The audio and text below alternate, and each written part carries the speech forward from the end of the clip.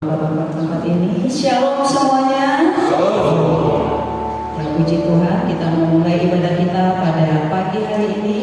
Untuk itu saya undang semua bangkit berdiri.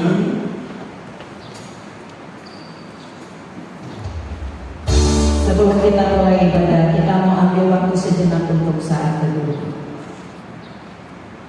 Saat teduh dimulai.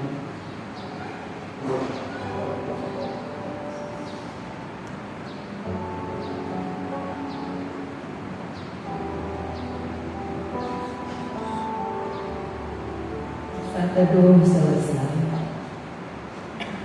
Penuhi kami dengan roh-Mu Tuhan. Penuhi kami dengan urapan. Kami mau memuji, menyembah Engkau, meninggikan nama-Mu di tempat ini. Karena kami tahu hanya Engkau yang layak disembah dan diagungkan. Mari Roh Kudus, Engkau yang ambil alih semuanya ibadah kami ini dari awal pertengahan sampai akhirnya. Kami mau merasakan kasih-Mu.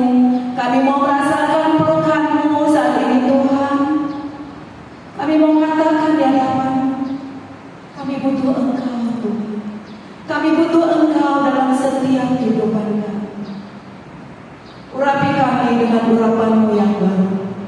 Biarlah setiap pujian penyembahan yang kami naikkan di hadapan-Mu, semua itu boleh menjadi dupa yang harum dan menyenangkan hati-Mu Tuhan. Kerinduan hati kami hanya menyenangkan hati-Mu, menyenangkan hati-Mu Tuhan. Ini setiap kami anak-anak-Mu, ini setiap kami hamba-hamba-Mu. Kami membawa hati kami ke hadapan-Mu. Dan pagi hari ini kami memandang wajah-Mu. Kami buka hati kami lebih lagi. Dan kami angkat suara kami. Kami katakan kepada-Mu melalui pujian kami. Haleluya, haleluya, haleluya.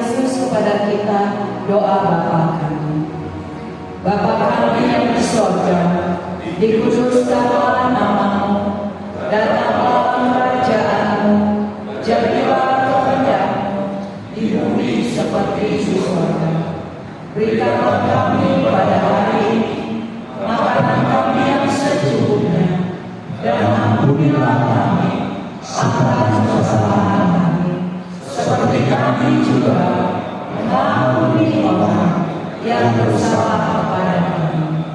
Dan janganlah membawa kami ke dalam pencobaan, tetapi lepaskanlah kami daripada yang jahat. Karena Engkau yang punya kerajaan dan kuasa dan kemuliaan sampai selama-lamanya. Amin. Kita berikan kemuliaan bagi Tuhan. Kita mau bersama-sama, kita mau bersama-sama memuji Dia Raja di atas segala raja. Kita angkat pujian kita, Afinu Shalom.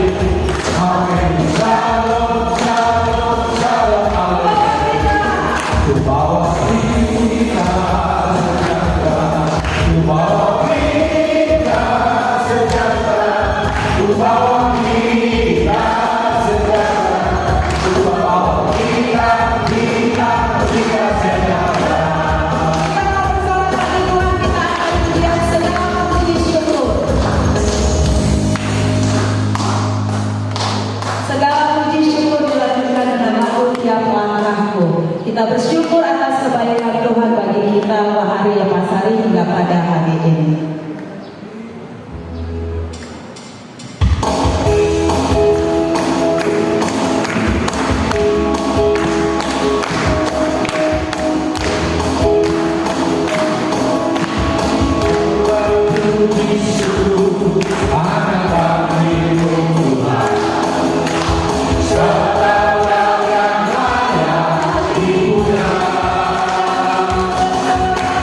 Kami mau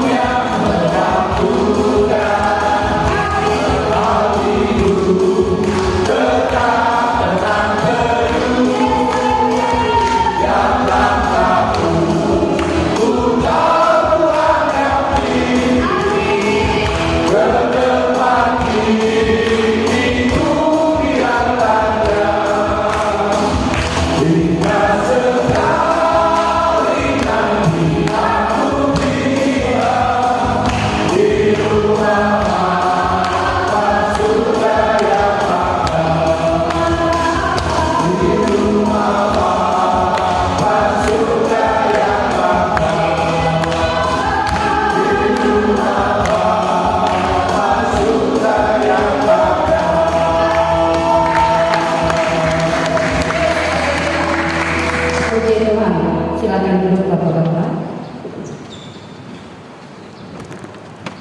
Kita akan mendengarkan pembacaan firman Tuhan yang diambil dari kitab Mazmur 1 ayat 1 sampai 6 yang akan dibacakan oleh Bapak Tony Sihombing.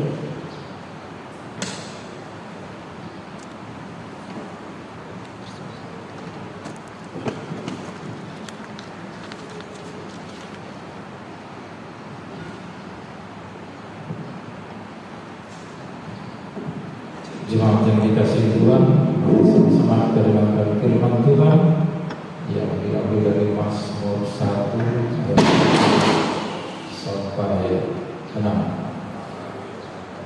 Demikian firman Tuhan. Jalan orang benar dan jalan orang fasik. Berbahagialah orang yang tidak berjalan menurut ajaran orang fasik, yang tidak berdiri di jalan orang berdosa, dan yang tidak duduk di komplotan pencemooh, tetapi yang kesukaannya ialah Taurat Tuhan, dan yang merenungkan Taurat itu siang dan malam. Ia seperti pohon yang ditanam di tepi aliran air, yang menghasilkan buahnya pada musimnya, tidak pernah layu daunnya, apa saja yang dilakukannya berhasil. Bukan demikian orang fasik. Mereka seperti sekam yang dihamburkan angin. Sebab itu orang fasik tidak akan tahan dalam penghakiman, dan orang berdosa dalam kumpulan orang benar. Sebab Tuhan mengenal jalan orang benar, tetapi jalan orang fasik menuju kebinasaan. Demikian firman Tuhan.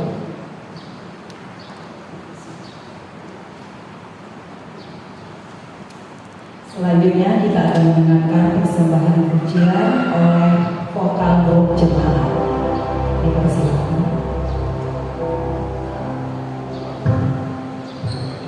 Mohon Pak Budi yang memimpin.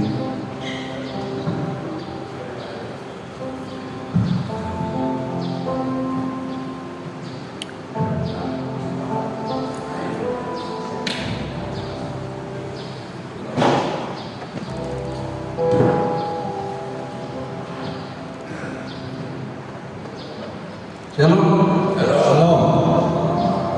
Memuji kepada Tuhan di hari yang indah ini. Kita bakal lagu ini untuk kita semua. Ini lagu kalau kita laki-laki di rumah. Kunci itu kunci Inggris. Kunci Inggris. Apa saja yang bisa kita lakukan. Yaitu lagu indah bicara Tuhan.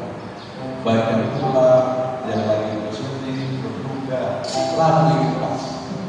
Ya, sebab apa dikatakan indah rencana. Jadi dalam sebuah situasi apapun, kayak Pak Budi Adi Prabowo situasinya dalam bisa Pak Andi bersuka cita mau pulang ke tempat bisa. Samping saya Pak Tom pun mau pulang. Jadi dengan lagu ini, memang tadi itu lagu ini.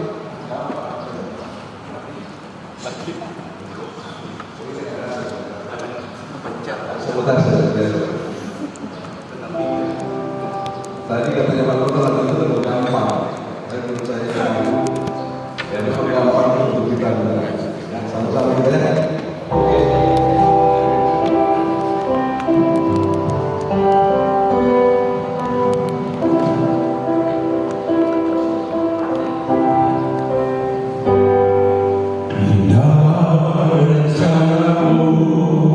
Tuhan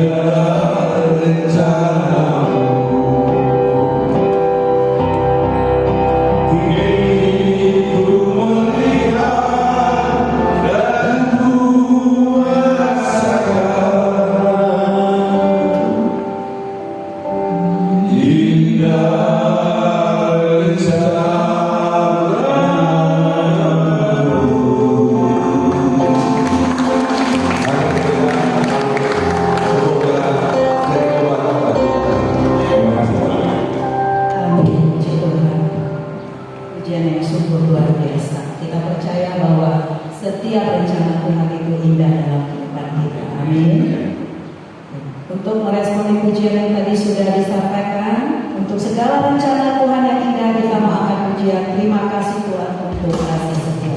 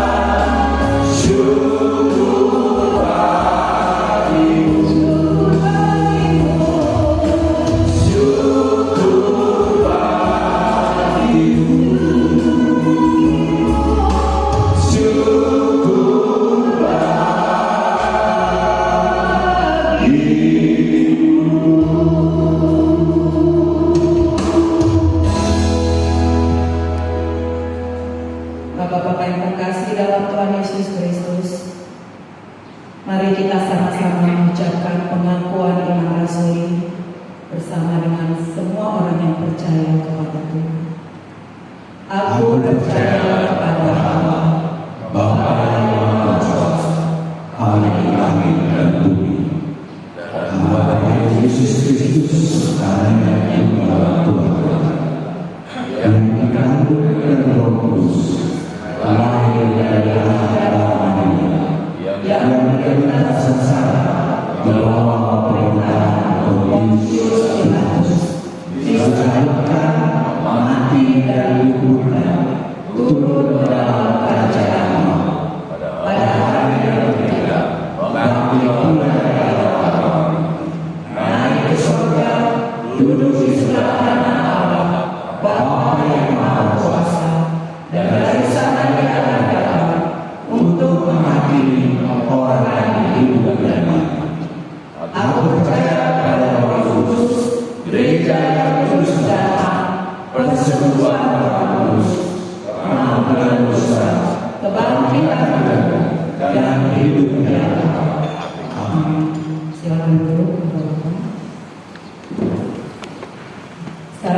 saatnya kita akan memberikan persembahan. Kita akan memberikan persembahan di dalam kotak yang sudah disiapkan. Sebelum kita memberi persembahan, mari kita lakukan hati kita untuk berdoa.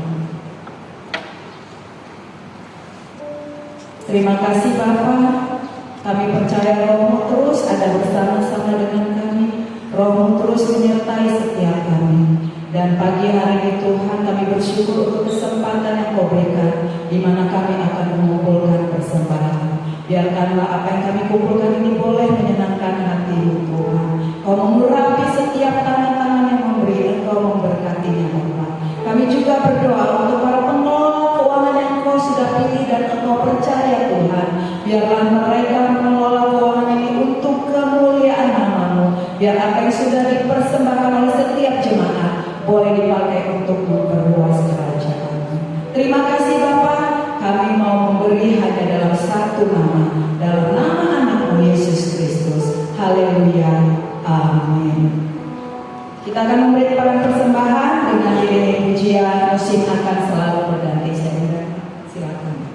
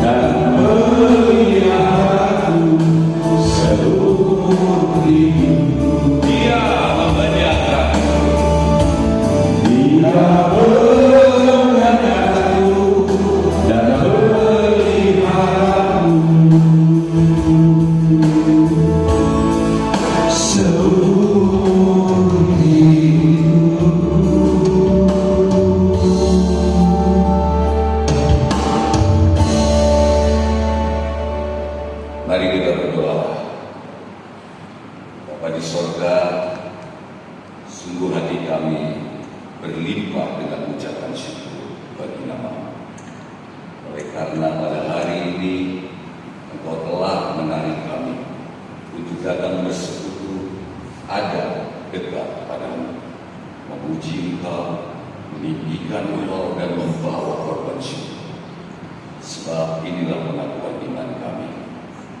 Jika bukan karena Tuhan, maka kami tidak akan sanggup berdiri di tempat ini. Tapi ini semua oleh karena kasih setia Tuhan kepada kami. Terima kasih, ya Bapa. Terima kasih. Terima kasih. Bapa, ini kami anak-anak-Mu yang telah mempercayakan hidup kami ke dalam tangan-Mu. Karena itu berbicaralah kepada kami, kepada masing-masing anak-Mu di tempat ini. Sebab anak-Mu telah siap untuk mendengarkan. Karena semua kami anak-anak-Mu percaya bahwa setiap firman Allah yang disampaikan kepada kami tidak sia-sia, tapi akan menjadi terang dan menjadi pelita dalam perjalanan hidup kami, dan juga akan menjadi kekuatan serta pengharapan bagi kami di tempat ini. Ya Allah Kudus, urapilah kami agar kami semua dapat menangkap apa yang Tuhan pikirkan bagi kami. Jauhkan daripada kami kesombongan, keangkuhan, dan bahkan kecongkakan. Tetapi beri kami telinga seorang murid, agar kami semua dapat mendengar pesan Tuhan seperti seorang murid. Di dalam nama di atas segala nama, Yesus Kristus kami berdoa. Amin. Silakan. Shalom Alaikum. Mari kita buka kitab kita yang diambil dari Lukas 10 ayat 38 sampai 40. Lukas 10 ayat 38 sampai 42. Kita akan baca secara bergantian. Sambil membaca kita mencoba untuk menangkap apa yang menjadi pesan Tuhan bagi kita. Untuk menghormati firman Tuhan, saya mengundang kita semua berdiri dan kita membaca dengan hormat. Judulnya adalah Marta dan Maria. Ketika Yesus dan murid-muridnya dalam perjalanan, tibalah ia di sebuah kampung. Seorang perempuan yang bernama Marta menerima dia di rumahnya. Silakan. Perempuan itu mempunyai seorang saudara yang bernama Maria. Maria ini duduk dekat kaki Tuhan dan terus mendengarkan perkataannya. Sedang Marta sibuk sekali melayani. Ia mendekati Yesus dan berkata, Tuhan, tidakkah Engkau peduli bahwa saudaraku membiarkan aku melayani seorang diri? Suruhlah dia membantu aku. Tetapi Tuhan menjawabnya, Marta, Marta, engkau khawatir dan menyusahkan diri dengan banyak perkara. Tetapi hanya satu saja yang perlu. Maria telah memilih bagian yang terbaik, yang tidak akan diambil daripadanya. Demikian firman Allah bagi kita pagi hari ini. Berbahagialah kita, orang yang lapar dan haus akan kebenaran, karena kita semua akan dipuaskan. Amin. Silakan duduk.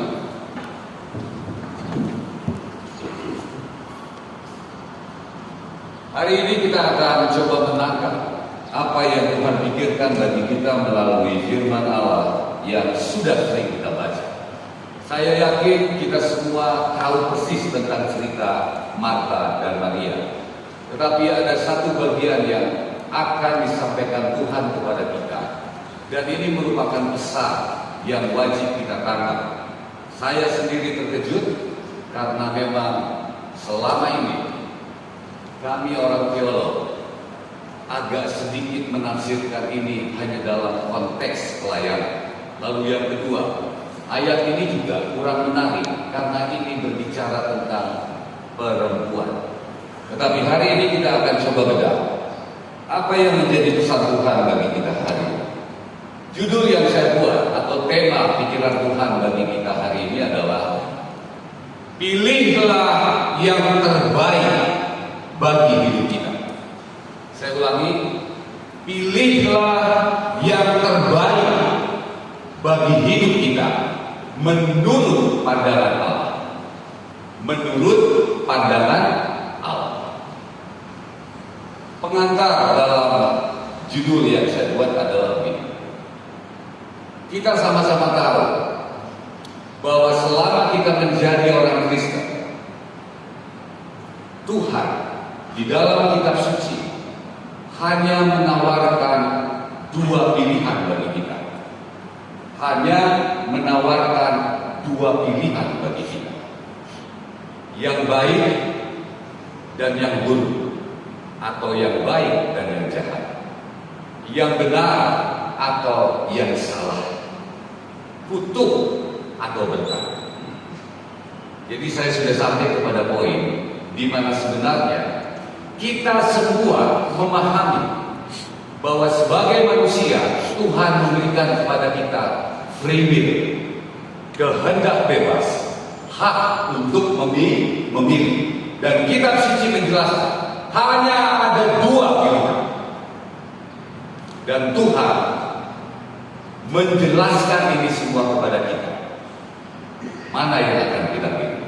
Saya akan bantu agar kita memilih seperti yang Tuhan mau. Lalu yang kedua, apa yang menjadi masalah? Latar belakang masalah kita sebagai orang Kristen. Saya hanya mau ingatkan bahwa sebenarnya kita semua tidak tahu apa yang harus kita pilih.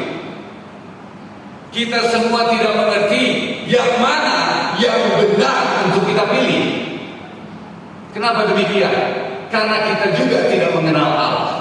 Karena kita juga tidak mengenal kebenaran.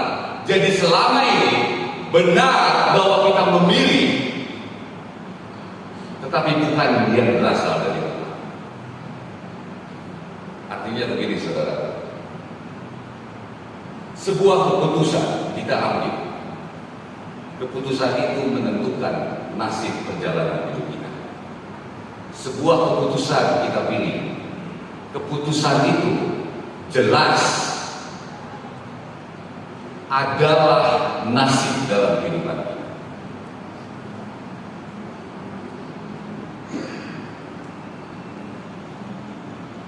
Jadi kita sekarang memahami bahwa kita harus memilih yang benar bagi perjalanan hidup kita. Jadi kita sekarang memahami bahwa ada pilihan yang tepat yang disediakan Allah bagi kita. Karena ketika kita salah memilih, maka nasib kita sangat tidak baik. Tujuan dari judul yang saya buat adalah kita semua akan memilih apa yang dipandang baik oleh Tuhan bagi kita. Hari ini kita akan mulai. Silakan ditayangkan lagi ayatnya. Saya akan bantu dari kisah ini kita menemukan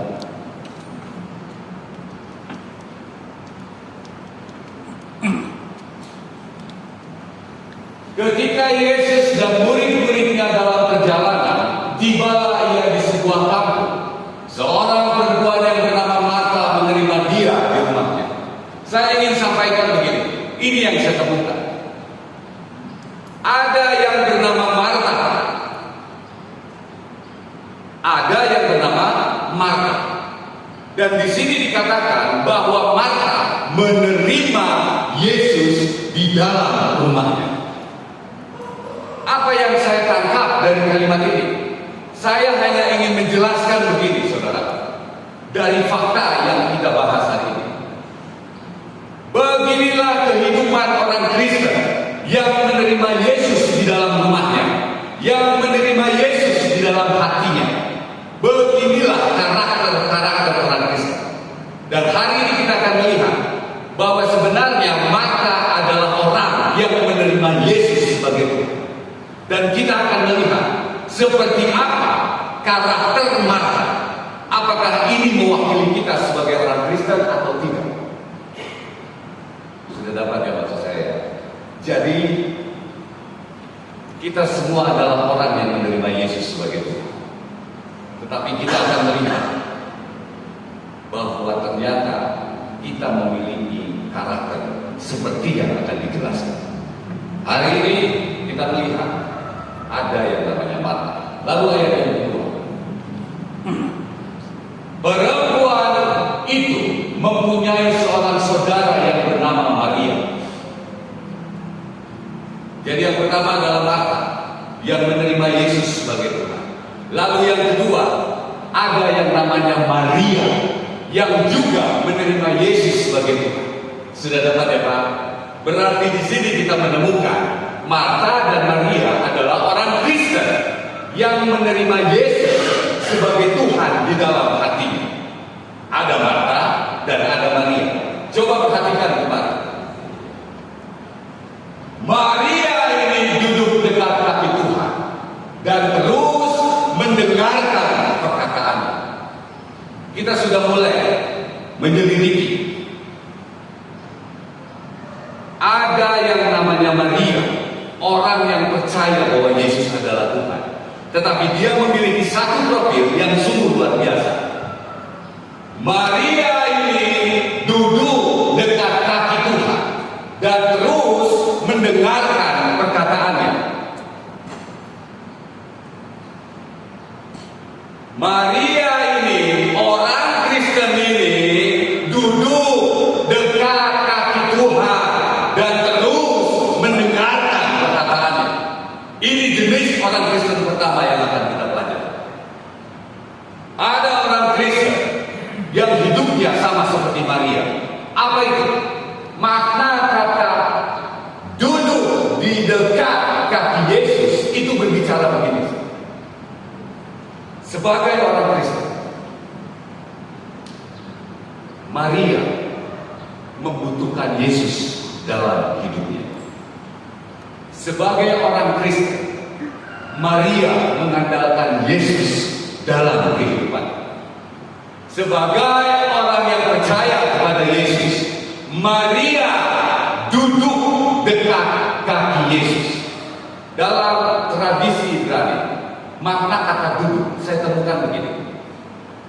Yang namanya duduk dekat kaki Yesus adalah menjadikan dirinya sebagai murid. Dan Yesus dijadikan sebagai Tuhan. Dan Yesus dijadikan sebagai guru. Dan Yesus dijadikan sebagai sumber segala sesuatu. Inilah respon Maria terhadap keberadaan Yesus di dalam dirinya ketika dia beriman bahwa Yesus adalah Tuhan. Sudah dapat ya? Maria merespon Yesus sebagai guru, sebagai Tuhan, sebagai yang maha tahu bagi kehidupannya. Karena itu dia merendahkan diri, duduk di bawah kaki Yesus. Duduk di bawah kaki Yesus. Artinya begini, dia tidak duduk dalam kumpulan pencemooh. Dia tidak duduk dalam kumpulan orang fasik. Dia tidak duduk dalam kumpulan orang-orang berdosa. Tetapi dia duduk dekat kaki Yesus. Inilah jenis pertama orang Kristen yang kita pelajari dari Maria. Lalu yang kedua, apa yang dikerjakan oleh Maria? Terus menerus mendengar perkataannya. Terus menerus mendengar perkataannya. Artinya begini. Sebagai orang Kristen, Maria sangat membutuhkan apa yang dikatakan Allah bagi dirinya. Kenapa? Karena firman Allah adalah kebenaran. Karena firman Allah adalah jalan. Karena firman Allah adalah kehidupan.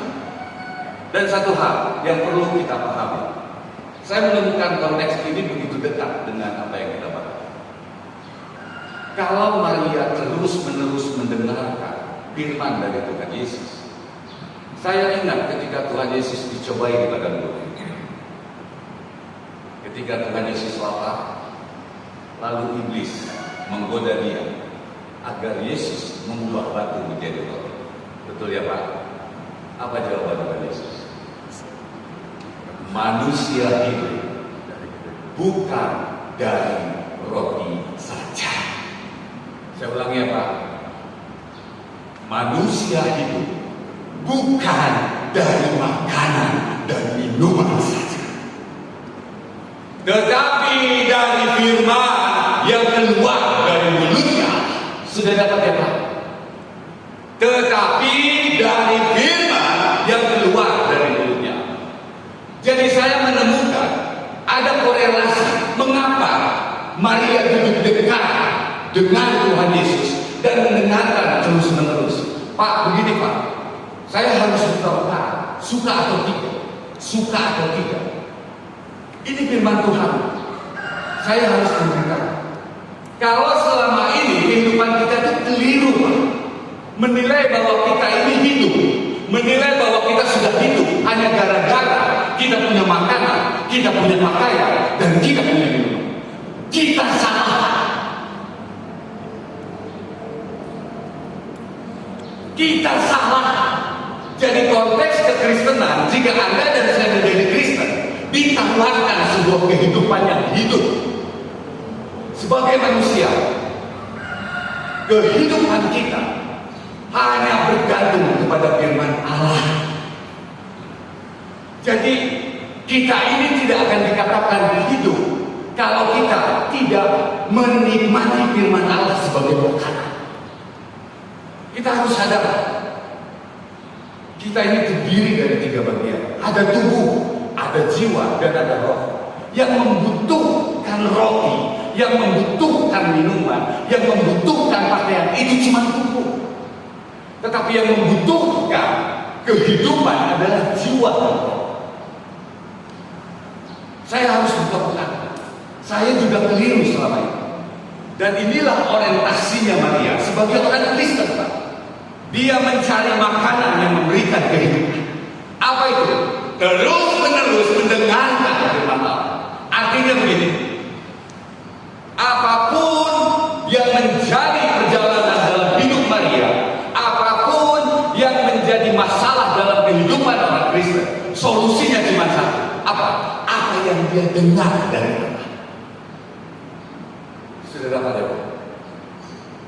Tidak lepas. Ini yang dikatakan terus-menerus. Jadi saya mau kasih tahu begini Pak.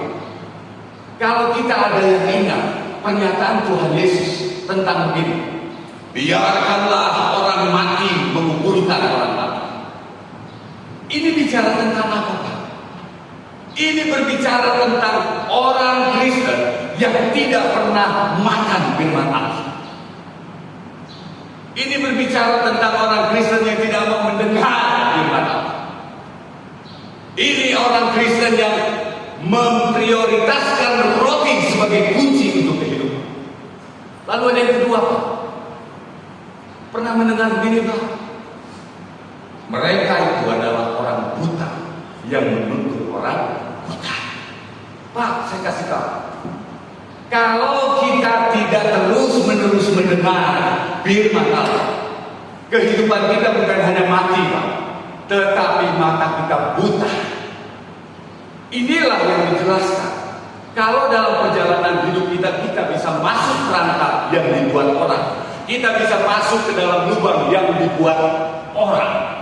Karena kita buta. Jadi firman Allah berfungsi untuk memberikan kehidupan. Kehidupan yang sesungguhnya. Sudah dapat ya? Jadi begini Pak. Ketika umur 31, saya menemukan pemahaman tentang hidup itu seperti apa. Saya sudah cari seperti yang manusia masih ada. Saya harus punya banyak uang. Kenapa? Dengan demikian saya punya persediaan makanan. Dan saya akan hidup. Tetapi fokusnya adalah hidup di dalam tubuh. Tubuh yang dihidupkan. Saya tidak tahu kalau saya punya jiwa dan roh. Tetapi ketika saya memahami ini, ya ampun, kalau saya 31 tahun tidak pernah memberi makan roh saya dan jiwa saya, berarti saya mati dan saya buta. Inilah jenis orang Kristen yang ditampilkan dalam pelajaran hari ini. Apa itu? Ada yang namanya Maria. Maria yang mengerti bahwa firman Allah yang sanggup menghidupkan dia. Maria yang mengerti bahwa firman Allah adalah terang dan penerang bagi perjalanan hidupnya. Maria yang mengerti bahwa firman Allah yang melepaskan dia dari kebutaan. Kita lanjut. Yang pertama kita sudah ngerti ada jenis orang Kristen seperti Maria. Lalu yang kedua, ayat 40. Sedang Marta sibuk sekali melayani. Saya ulangi ya Pak. Marta adalah kategori orang Kristen yang menerima Yesus sebagai Tuhan. Tetapi perhatikan, ada perbedaan antara Maria dan Marta. Sedang Marta sibuk sekali melayani, ia mendekati Yesus dan berkata, Tuhan, saudaraku membiarkan aku melayani seorang diri. Suruhlah dia membantu aku. Sudah mulai ketemu Pak? Ada jenis orang Kristen yang diwakilkan oleh Maria, ada jenis orang Kristen yang diwakilkan oleh Marta. Sama-sama menerima Yesus sebagai Tuhan, tetapi cara menyambut Yesus bagi kehidupannya ini berbeda. Apa yang dilakukan Marta? Pak, saya mau kasih tahu. Dia sibuk sekali melayani. Saya ulangi Pak. Dia orang yang bersandar kepada pengertiannya sendiri. Begini loh konsep hidup. Begini loh kalau mau hidup harus sibuk melayani. Artinya begini. Saya bisa menarik korelasinya dengan tadi contoh pencobaan ibadah. Silakan.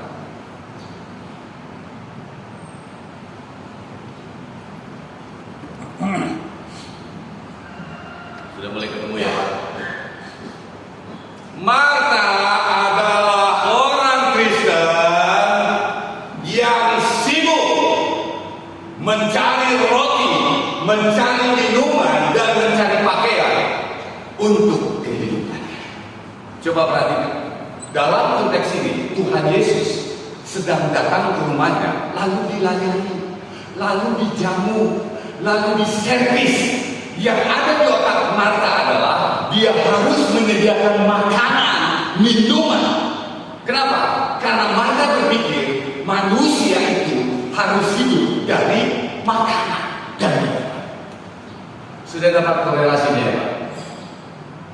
Tetapi Maria tadi lebih memfokuskan diri kepada apa yang membuat hidup menurut Allah. Jadi saya menemukan ini luar biasa. Maksud saya begini Pak. Beginilah kehidupan saya ketika saya menjadi orang Kristen Pak. Beginilah cara saya menyambut Yesus dalam kehidupan saya ketika saya menjadi orang Kristen. Apa itu Pak? Yesus saya pakai untuk memenuhi apa yang saya inginkan. Apa itu? Saya harus punya roti, saya harus punya minuman, dan saya harus punya pakaian. Dan Yesuslah pribadi yang akan memenuhi. Saudara, coba perhatikan. Dia juga percaya kepada Yesus, tetapi dia tidak datang untuk mendengar instruksi-instruksi dari Yesus. Dan saya melihat pribadi saya sekarang, ada orang Kristen yang berani seperti ini kepada Tuhan.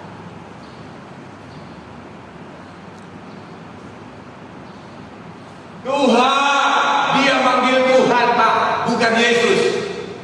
Dia percaya bahwa Yesus adalah Tuhan.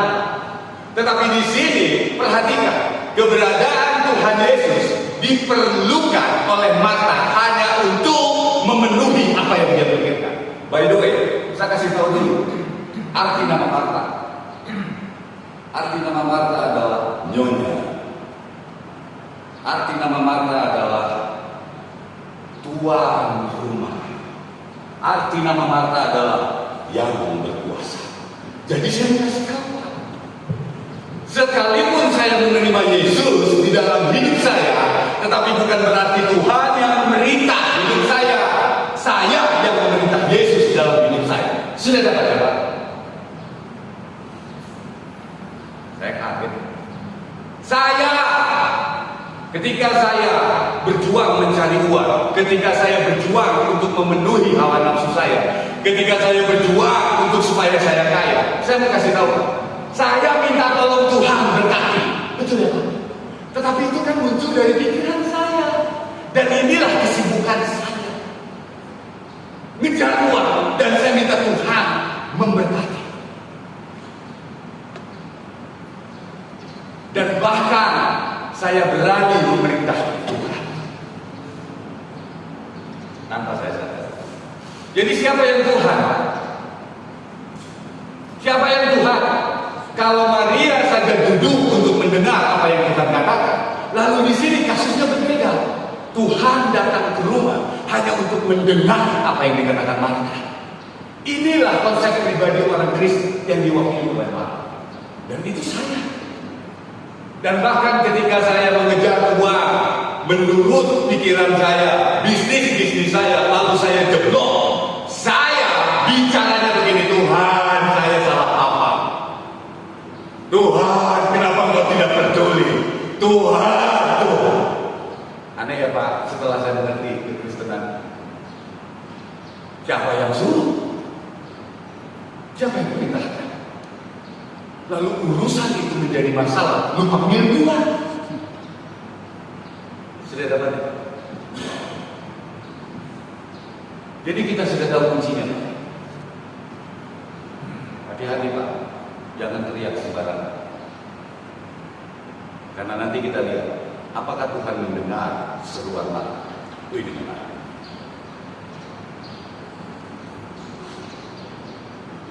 Suruhlah dia membantu aku. Jadi Marta memerintahkan Yesus agar Yesus memerintahkan Maria. Aduh, Pak, Tuhan, saya ada di dalam penjara.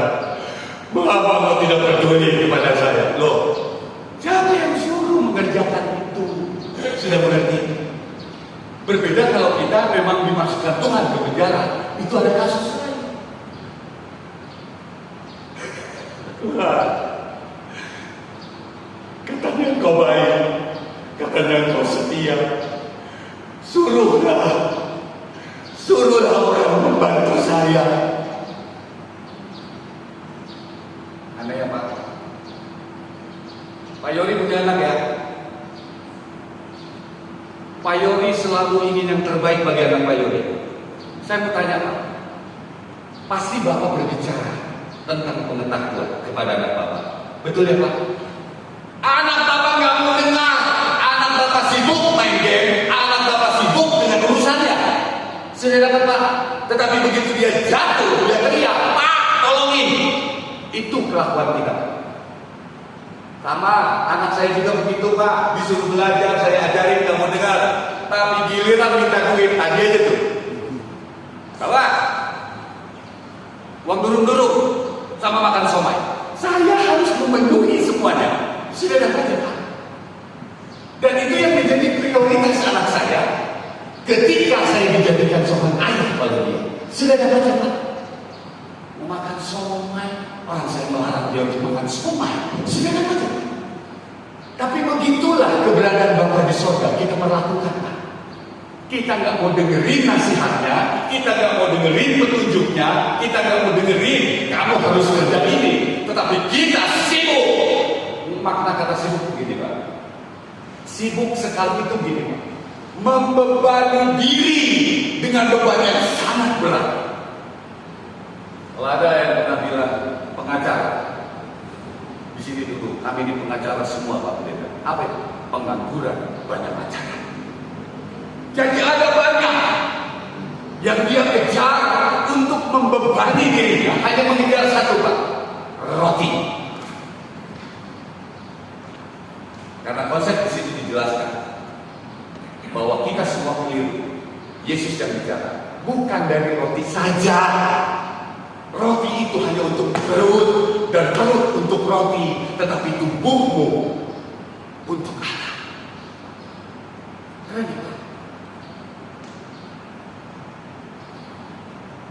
Tidakkah kau peduli? Pak, saya mau kasih tahu. Lihat jawaban Tuhan Yesus.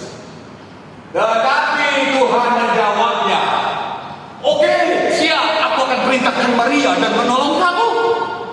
Kasihan anak buah, mereka lagi dalam beban berat, ada di penjara, ketakutan. Ada begitu tak? Ayori.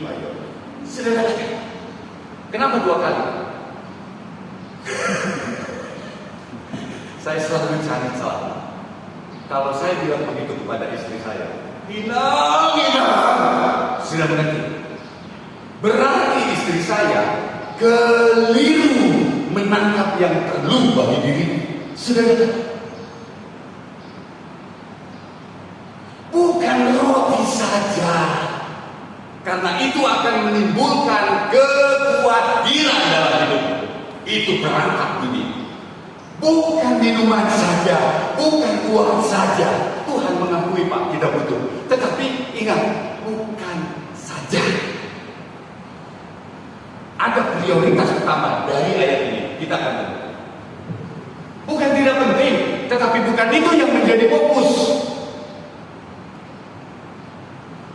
Suka tidak suka, kita harus dengar. Marta. Sudah mengerti?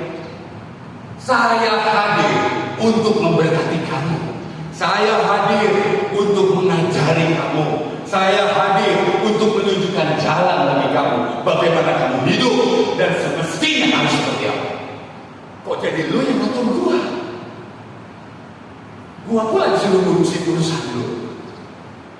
Pak, yang dimaksud sibuk sekali itu begini, Pak. Dia kerjakan ide dia, lalu dia terjebak dengan masalah. Gitu loh, Pak.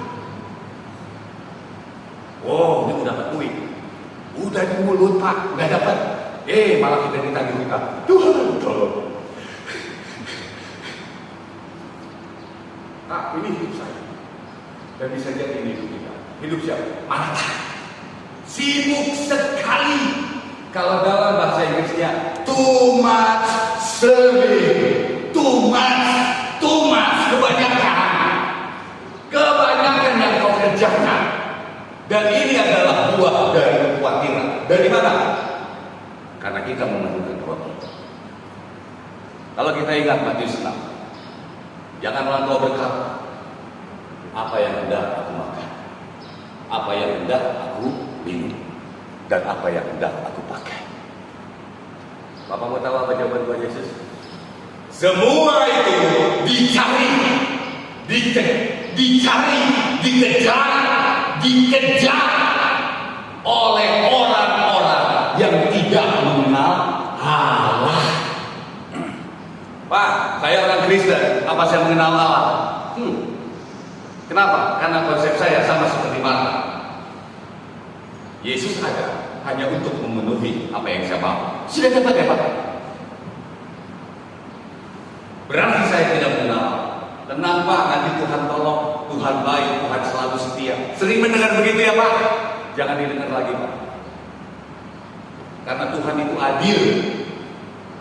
Adil, saya kasih tahu, adil. Saya mengenal Dia sebagai Allah yang adil. Kalau kita salah, ya kita harus terima hukumannya. Jangan teriak. Sudah dapat ya, Pak? Bagaimana kalau kita nggak tahu tentang kasus ini? Repot, Pak. Sampai mati kita jadi orang Kristen seperti Marta yang dipandang Marta. Artinya apa? Sial banget hidup kita. Kita keliru menangkap keberadaan Yesus begini. Tuhan Yesus tidak menjawab, Tuhan Yesus tidak merespon, malah justru Tuhan Yesus memberitahukan kesalahannya. Sudah dapat ya, Pak? Itu yang penting, Pak. Tuhan Yesus itu kasih tahu kita salah apa. Sama ke anak kita juga begitu. Kenapa kamu diputusin cowok kamu? Nih, Papa kasih tahu. Karena Papa seorang cowok, sudah ngerti ya? Makanya jangan cerewet sama cowok. Itu ngasih tahu ya. Gitu. Tapi anak kita nggak mendengar. Yang penting itu cowok harus balik. Nah, Ingat ya, semua doa dan seruan kita sampai teriak kayak begini, apakah engkau tidak peduli keadaanku sudah mati di tempat ini? Tuhan gak dengar. Yang Tuhan mau, kita tahu, Dia berkata, maka sudah dapat ya? Sudah dapat. Perhatikan di sini kuncinya. Engkau khawatir dan menyusahkan diri dengan banyak perkara. Inilah kehidupan orang Kristen yang diwakilkan oleh Marta. Kenapa? Karena dia yang mengatur Tuhan. Karena dia yang menginginkan Tuhan untuk menolong apa yang dia mau. Jadi Tuhan adalah pemenuh kebutuhan. Silahkan diuji Pak. Silahkan diuji. Ini keren sekali. Jadi kebutuhan kita sebagai orang Kristen cuma satu. Ingin diberkati, ingin kaya, ingin sehat. Kalau kita ikut PA, kita tahu kenapa kita ikut. Ternyata itu kebaikan Tuhan. Betul ya Pak? Kenapa kita ada di penjara? Itu pun kebaikan Tuhan. Gila. Ini yang Tuhan pengen kita dengar. Jangan terus memperalat Tuhan. Mari berdoa supaya tender. Pak, saya bosan Pak. Ada banyak orang telepon. Pak Pendeta, tolong ya Pak. Ini kalau jebol miliaran, bantu doa supaya tendernya lolos. Saya tahu persis orang ini tidak pernah mau duduk dekat Yesus dan mendengarkan perkataannya. Saya langsung bilang apa? Anda tidak akan berhasil. Kenapa Pak? Karena itu yang mau Anda, bukan Tuhan. Jadi maksud saya begini Pak. Perhatikan ya Pak, ini keren. Kalau kita mendengarkan Yesus, maksudnya begini. Dia akan suruh kita kerja apa. Dan dia akan memberkati kita kerja apa. Dan dia akan membuat kaya kita kerja apa. Jadi jangan so tahu Pak. Ayub adalah orang terkaya di timur. Tuhan yang berkati. Kenapa? Karena dia saleh, jujur, takut akan Tuhan dan menjauhi kejahatan. Dengar apa yang Tuhan katakan. Gitu Pak. Perhatikan ya Pak. Kalau kita tidak mendengarkan apa yang Tuhan Yesus firmankan dalam kitab suci, setebal ini seumur hidup kita, saya mau klaim begini. Kita hanya hidup dalam kekhawatiran dunia. Kita hanya akan hidup sebagai orang-orang yang tidak mengenal Allah walaupun kita Kristen. Ini kebanggaan saya. Meninggalkan semuanya. Apa itu? Gak mau lagi. Pak, ini keren banget ya. Yang namanya khawatir itu gini. Ditarik ke sana, ditarik ke sini, ditarik ke sana, ditarik ke sana. Dan kita betul-betul susah dengan berbagai-bagai perkara. Itu kekhawatiran Pak. Kasus ini belum selesai, gue ditarik lagi. Kasus ini belum selesai, ditarik lagi. Sudah ngerti ya Pak? Stres Pak. Dan ini bebannya sangat berat. Bahkan ada orang yang bunuh diri dan meninggalkan Tuhan. Bahkan, tolong Pak. Tetapi kalau mau jadi seperti Maria, bebannya ringan, kenakanlah kuk yang dipakaikan kepadamu. Bebanku ringan dan enak. Makanya Marta di sini marah sama Maria. Kenapa? Enak banget Maria. Duduk doang dengerin. Gua sibuk. Sudah mengerti ya Pak? Ini Pak. Gak usah repot Pak demo. Di sini aja kita. Dengerin Tuhan. Sudah mengerti Pak? Enak ya Pak? Enak. Gak dilindas mobil. Sudah mengerti ya Pak? Di sini aja fokus terus-menerus sampai mati kita dengerin Tuhan. Pak, saya mau kasih tahu, enak dan ringan. Silakan uji. Dan yang kedua saya mau kasih tahu, ini maknanya.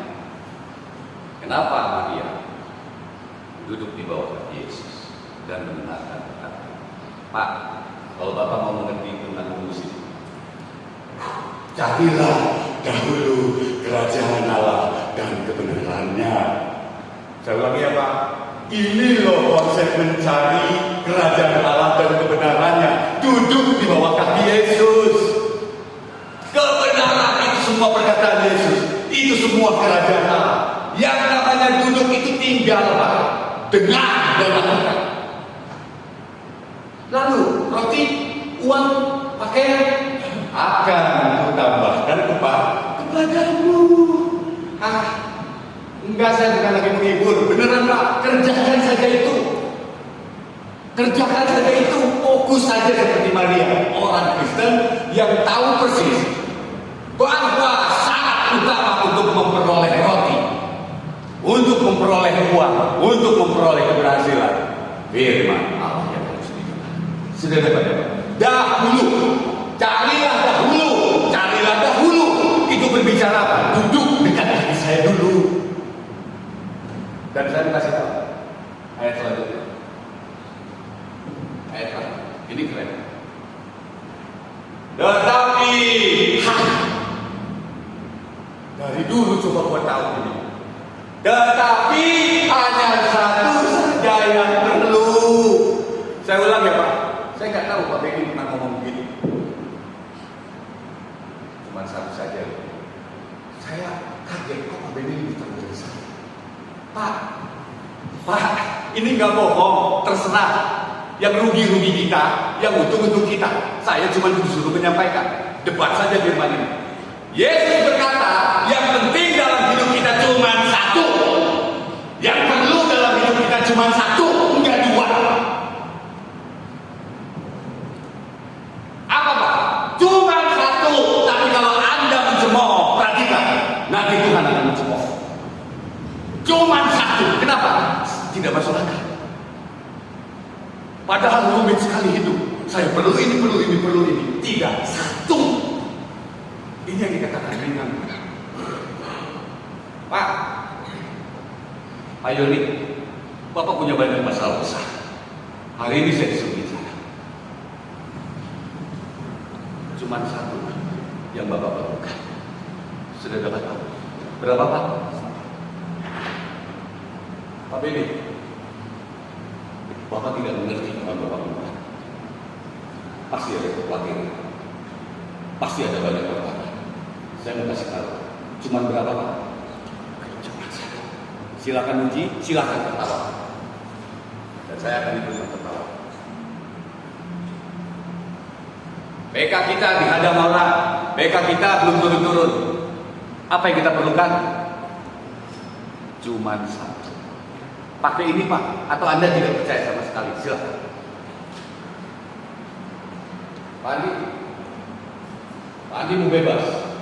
Di luar sana ada banyak kekhawatiran, betul ya Pak? Kuncinya cuma satu menghadapi. Berapa Pak? Ringan nggak? Pak, saya harus tegaskan kata cuma satu, karena sulit saya tahu. Bro masih muda di sini, dan bro akan lama di sini. Pak, sebentar. Saya tahu ya, aku kasih tahu. Kemarin saya ngomong sama orang dari ini. Dia tadi tidak ada kesulitan musibah.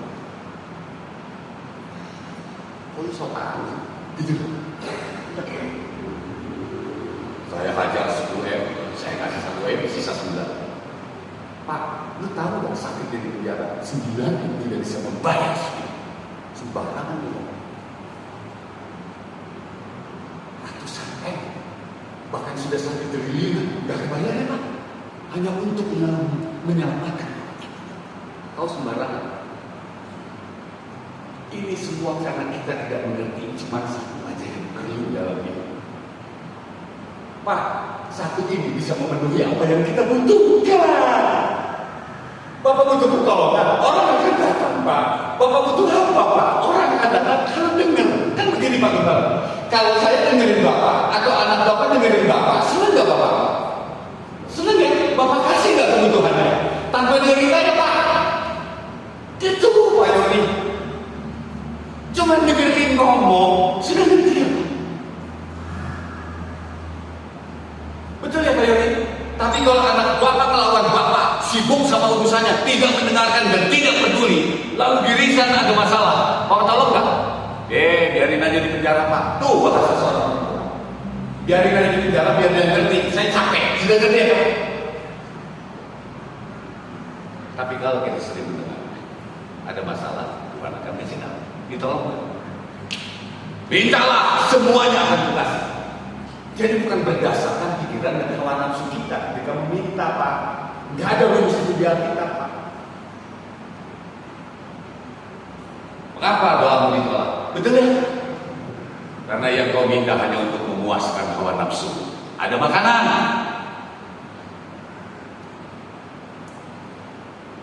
Hanya satu saja yang perlu. Saya sudah bicara keras. Anda tidak mendengar, bukan urusan.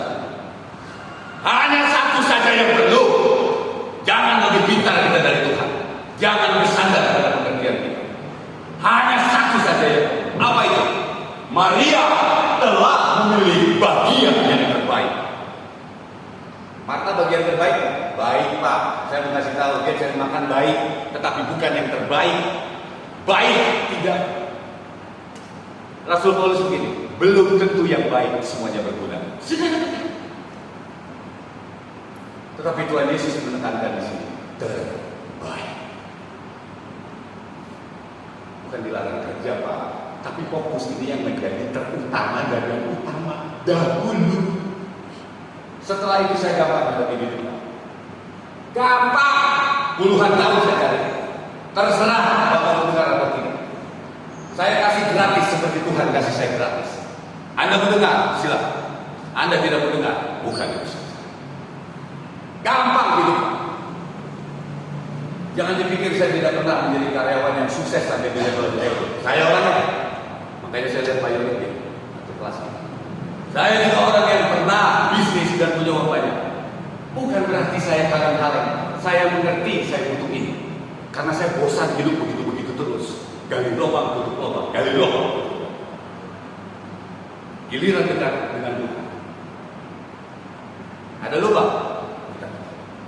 Kenapa? Karena firman Allah adalah terang dan terang. Jangan salah ngomong Pak. Cuma ngomong tolong aja 3 rumah habis. Sedangkan dia Pak, itu di mana? Alkitab. Hidup dan mati dikuasai kita. Tuh kalau kita dengar Pak, itu yang dibilang hidup. Oke, dibakar juga rumah. Salah lagi, Pak. Salahnya apa Pak? Dibakar rumah saya. Silakan. Cuma ngomong tolong. 3 rumah habis Pak. Perhatikan ya. Yang tidak akan diambil daripadanya. Saya ulangi, jarang orang menerangkan itu. Semua yang kita usahakan, karena kita berpikir kita harus punya banyak roti, punya banyak uang. Perhatikan ini Pak, bisa diambil. Bapak merasa nggak diambil? Bapak merasa diambil? Udah nggak punya juga masih terus diambil? Pak, dengerin ini Pak. Terserah Anda tidak benar. Bro, diambil ya? Berapa banyak? Silakan Pak hidup dalam kekhawatiran ini. Menurut kita bisa hidup lihat hati. Dan yang kita punya caranya tuh kayak tadi malam. Dibakar, diambil berangkas, dibagi-bagi uangnya, diambil foto kita. Saya sedih deh. Gara-gara saat ngomong. Sudah dengerin. Dengerin Tuhan bicara. Kita tidak punya waktu di luar. Siapa bilang di luar kita punya waktu untuk dengerin Tuhan? Gak ada, saya taruhan. Gak ada Pak. Di sini waktunya kita melihat kasih sebagai seorang yang mau memberitahukan begini rencana hidup. Disinilah titik baliknya. Dengarin saya. Pengetahuan, kecerdasan, kepandaian, hikmat, pengertian, akal tidak ada yang bisa mengambil. Sudah. Ambil semua harta gua, gampang cari duit lagi. Kenapa? Punya pengetahuan. Hanya itu yang gak bisa diambil dari kita. Apa? Harta saudara. Sudah dapat jaga. Ngapain dikejar tambah? Kejar yang paling prioritas. Tapi kalau Anda melawan hukum ini, silakan. Silakan. Dan saya akan ikut berlawan.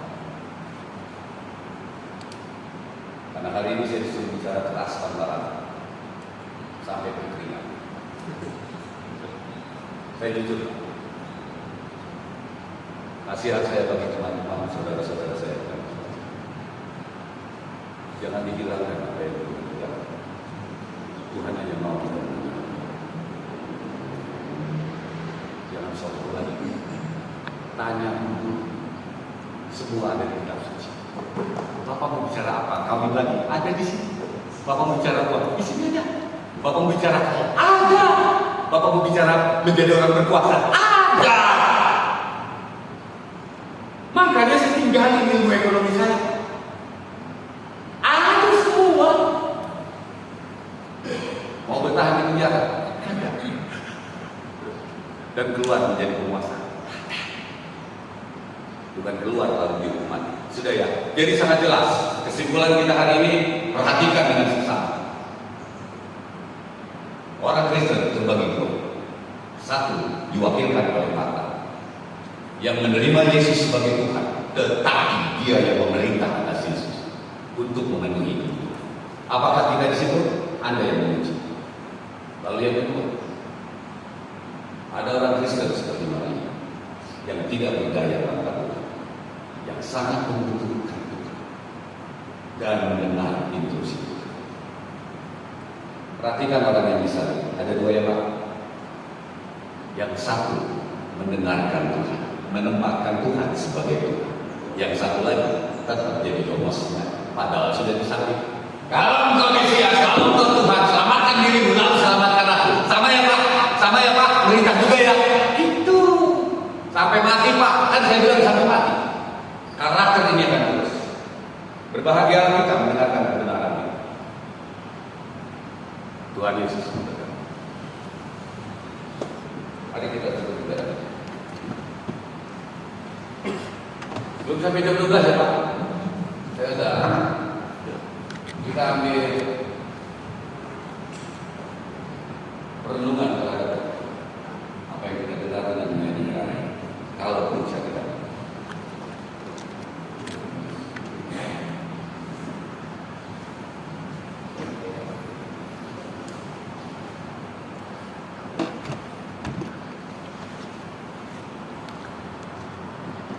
Oh iya, sedikit aja Pak, sedikit. Itu lagi cerita.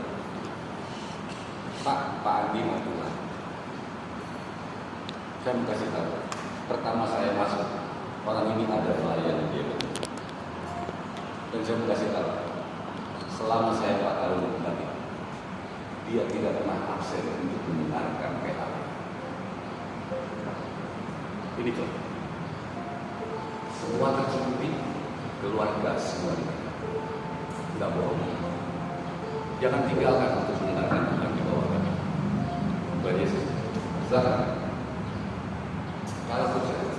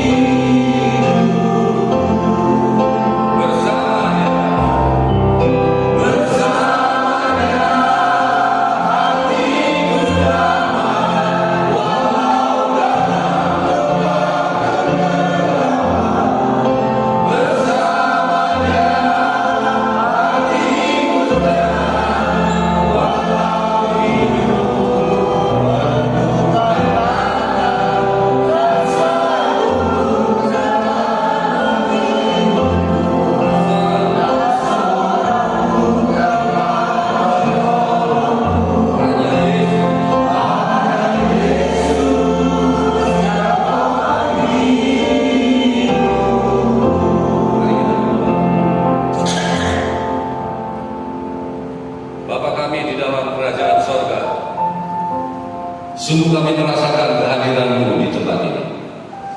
Sungguh Engkau datang berbicara kepada kami anak-anak. Engkau membuka sebuah rahasia yang tidak pernah kami ketahui.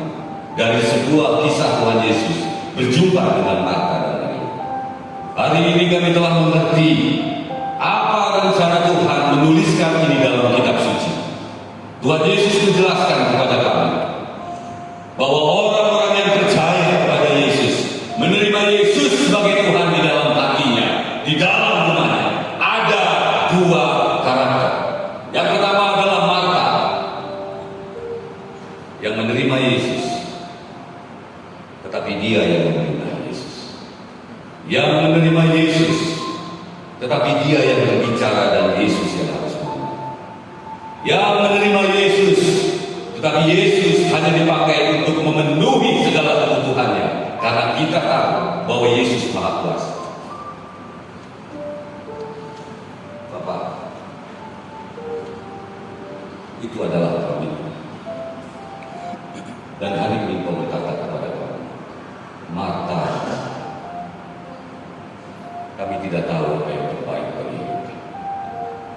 Kami pikir dengan hidup seperti pola pikir dunia, yaitu mengkhawatirkan kehidupan kami, itu adalah bijaksana. Tapi ternyata itu membawa kepada malu dan kehancuran. Hari ini Tuhan bicara, ada satu pribadi orang Kristen yang Tuhan mau, dan ini yang menjadi tujuan kami menjadi orang Kristen. Duduk dekat kaki Yesus, bukan duduk dalam kumpulan percuma. Duduk dekat kaki Yesus, menaruh semua kepercayaan kepada Yesus, mendengar semua apa yang dikatakan Yesus, dan kami adalah milik Yesus, dan kami dipelihara oleh Yesus. Dan hidup kami berjalan seperti apa yang kami dengar, bukan menurut kami sendiri. Kami tidak seperti itu.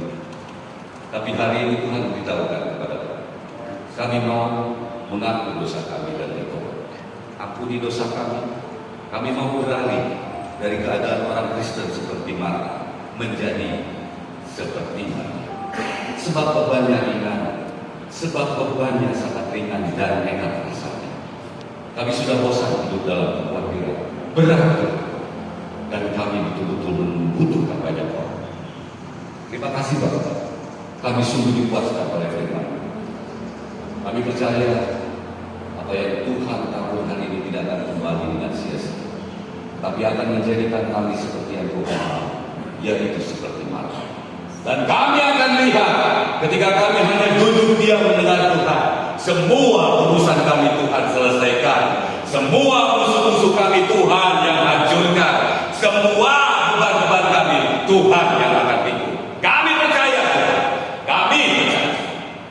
Hamba berdoa bagi anak-anak Tuhan di tempat ini, buat mereka melihat Tuhan, buat mereka hidup Tuhan. Karena itu jadikan mereka sebagai kota kesukaan firman. Ini yang penting, seperti Engkau menjadikan hamba sebagai kota kesukaan firman. Terima kasih Tuhan. Terima kasih. Terima kasih.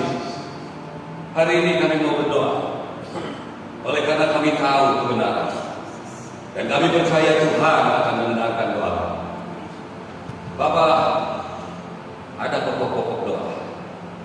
Yang pertama, kami mau menyebutkan nama demi nama anak-anak Tuhan di tempat ini yang membutuhkan pertolongan Tuhan, tetapi mereka sudah percaya bahwa Yesus adalah yang harus didengar. Bapak Bambang Lesman, Bapak Vincent Yu, Bapak Tony Budianto, Bapak Mario Dandi dan Dandi Satyo, Bapak Petrus Rangka, Bapak Freddy, dan Bapak Hari. Mereka adalah anak-anak Tuhan yang sedang dalam proses asimilasi. Tuhan, Engkau berjanji, jika kerajaan Allah, jika kebenaran Allah ada pada kami, minta apa saja. Hari ini kami meminta dalam pertobatan kami. Bantulah mereka dan berikan mereka kekuatan agar mereka terus berharap kepada Tuhan dan bertumbuh dalam Lalu yang kedua,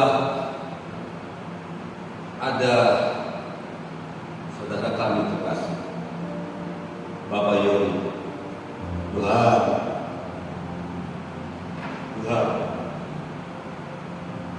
biarlah Tuhan, dia ampuni segala dosa. Hari ini dia bertobat. Ampuni dia. Bagi dia dalam bersolat. Ini janji Tuhan. Kami percaya Tuhan mendengar doa. Kami percaya Tuhan mendengar.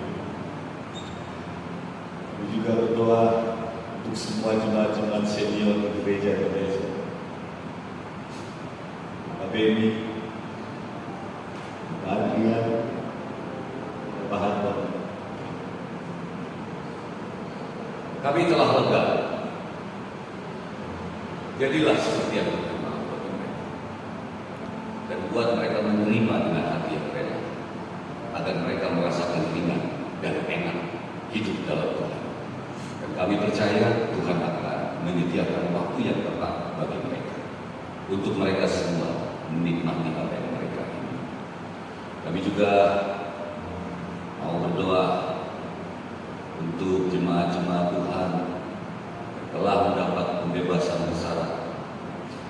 Bapak Budi, Bapak Roy, Bapak Andianto, Bapak Rija Tono. Tuhan, ada yang mengusung, ada yang menyambut kebebasan bersyarat anak-anak. Tuhan, nyatakan dirimu sebagai Tuhan di hadapan Tuhan. Sebab kami percaya Engkau Maha Kuasa. Kami telah mendengar semua keperkasaan dan kami telah mengenal, dan Engkau mengenal mereka semua. Di dalam nama Yesus Kristus,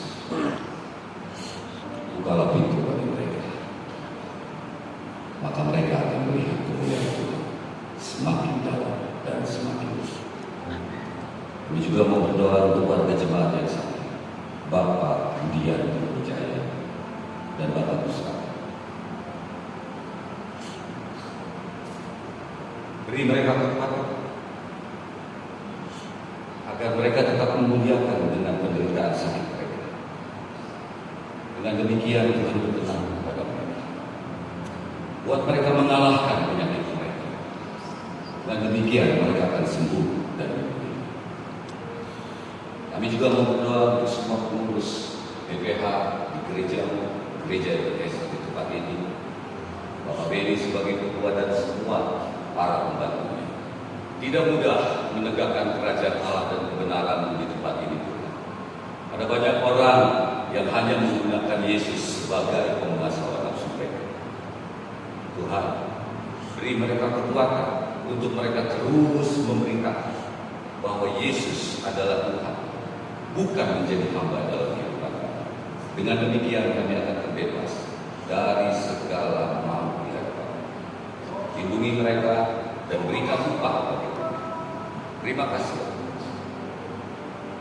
Kami juga mau berdoa untuk Kalapas serta seluruh jajaran. Sejahterakan mereka, sebab kesejahteraan mereka adalah kesejahteraan. Kami mau berdoa dan berdiri bagi negeri kami tercinta. Kami serahkan negeri ini ke dalam tangan. Nyatakanlah bahwa Engkau adalah Tuhan di negeri ini, dan biarlah terjadi kehendak, dan bantulah negeri ini pulih dari kekacauan yang sedang terjadi. Terima kasih Pak. Kami mau berdoa untuk istri kami dan anak-anak kami. Kami percaya setelah kami mencari kerajaan Allah di tempat ini dan benar, Tuhan berjanji semuanya yang membutuhkan istri kami akan Tuhan cukup. Semuanya yang dibutuhkan oleh Tuhan cukup. Biarlah itu semua terjadi seperti yang Kau janji. Terima kasih. Kami hendak menutup ibadah kami. Berkati kami, sebab berkat Tuhan yang menjadikan kami kaya. susah payah, tidak ada menambah. Mari saudara-saudara, kita bangkit berdiri dan kita menerima berkat.